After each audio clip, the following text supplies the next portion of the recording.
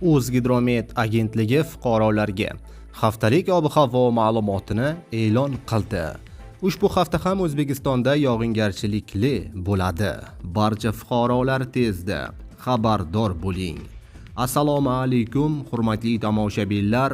O'zbekiston va jahonda sodir bo'layotgan eng so'nggi va dolzarb xabarlarni o'tkazib yubormaslik uchun hoziroq like tugmachasini bosib, albatta kanalimizga obuna bo'lishni unutmang. Obuna bo'lganlar videorolik oxirida 15 ming so'm egasi bo'lasiz.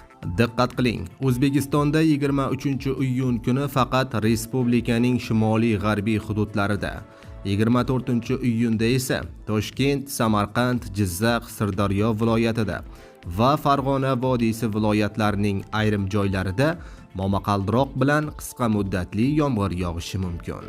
25 va 26-iyun kunlari respublika bo'yicha yog'ingarchilik kutilmaydi. Respublika hududining katta qismida ish haftasi davomida havo harorati 33-38 daraja atrofida, janubda ba'zi joylarda 41-44 daraja bo'ladi. Shimoliy-g'arbiy hududlarda bugun kunduzi juda issiq bo'ldi. Cho'l hududlarda esa bugun va ertaga 41-44 daraja bo'lishi kuzatiladi. Keyinchalik esa havo harorati 4-6 darajagacha pastlaydi. Respublikaning tog'oldi va tog'li hududlarida vaqti bilan qisqa muddatli yomg'ir yog'adi, momaqaldiroq kuzatiladi. Sel suv toshqin hodisalari ham yuzaga kelishi mumkin.